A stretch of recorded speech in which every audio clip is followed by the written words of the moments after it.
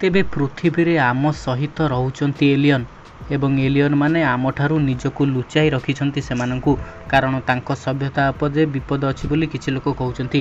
ପ୍ରକୃତରେ କ'ଣ ଏଲିଅନ୍ସ ଅଛନ୍ତି? ଇସ୍ରୋ ମୁଖ୍ୟଙ୍କ ବୟାନ ଶୁଣିବା ପରେ ଆପଣମାନେ ନିହାତି ଆଶ୍ଚର୍ଯ୍ୟ ହୋଇଯିବେ, କାରଣ ଏଲିଅନ୍ସଙ୍କ ଉପସ୍ଥିତିକୁ ନେଇ ଏବେ ସାରା ଭାରତରେ ଭିନ୍ନ ଭିନ୍ନ ମତ ରହିଛି। ବୈଜ୍ଞାନିକମାନେ ବ୍ରହ୍ମାଣ୍ଡର ଅନେକ ଗ୍ରହରେ ଜୀବନ ଅନୁସନ୍ଧାନ କରୁଥିବା ବେଳେ ଏବେ ଏଲିଅନ୍କୁ ନେଇ କିଛି ମତ ଆସିଛି।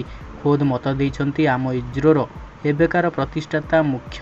ତେବେ ଇସ୍ରୋର ବୈଜ୍ଞାନିକ କହିଛନ୍ତି ଯେ ଏଲିଅନ୍ସ ଆମ ଭିତରେ ଲୁଚି ରହିଛନ୍ତି।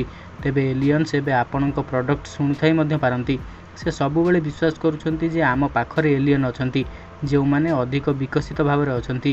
ଉଲ୍ଲେଖ କରାଯାଇଛି ଯେ ହାୱାର୍ଡ ବିଶ୍ୱବିଦ୍ୟାଳୟରେ ଏଲିଅନ୍ସ ସହ ଏକ ରିପୋର୍ଟରେ ଉପସ୍ଥାପନ କରାଯାଇଛି ଯେ ସେମାନେ କହୁଛନ୍ତି ଯେ ଏଲିଅନ୍ସ ମଣିଷଙ୍କ ମଧ୍ୟରେ ଲୁଚି କରି ରହିଛନ୍ତି ଏବଂ ଏଲିଅନ୍ ମାନେ ବହୁତ ବୁଦ୍ଧିମାନ ଗ୍ରୁପର ଅଟନ୍ତି, ଯେଉଁମାନେ ମଣିଷଙ୍କ ଠାରୁ ନିଜକୁ ଲୁଚାଇ ରଖିଛନ୍ତି।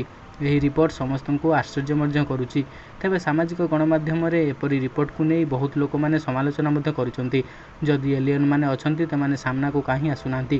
ଏହି ଅବସରରେ ଇସ୍ରୋ ଅଧ୍ୟକ୍ଷ ସୋମନାଥ ଏଲିଅନ୍ସଙ୍କ ବିଷୟରେ କହିଛନ୍ତି, ତାହା ସମସ୍ତଙ୍କ ପ୍ରସଙ୍ଗକୁ ଧ୍ୟାନକୁ ଟାଣିଛି।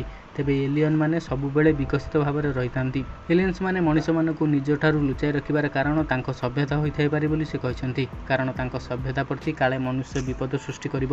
ତେବେ ଏଲିଅନ୍ ମାନେ ଅତି ବୁଦ୍ଧିମାନ ହୋଇପାରନ୍ତି କିମ୍ବା ବୁଦ୍ଧିହୀନ ବୋଲି ହୋଇପାରନ୍ତି ବୋଲି ସେ ମଧ୍ୟ କହିଛନ୍ତି।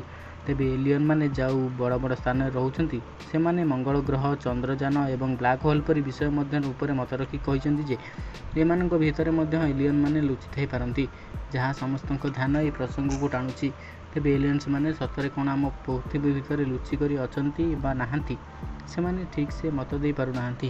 ତେବେ ଏଭଳି ଏଲିଅନ୍ ମାନଙ୍କ ନେଇ ଗତ ମନ୍ତବ୍ୟ ଥିବା ଠିକ୍ ନୁହେଁ ବୋଲି ବହୁତ ବଡ଼ ବଡ଼ ବୈଜ୍ଞାନିକ ଏବଂ ବୁଦ୍ଧିଜୀବୀମାନେ ମଧ୍ୟ କହି ବୁଲୁଛନ୍ତି।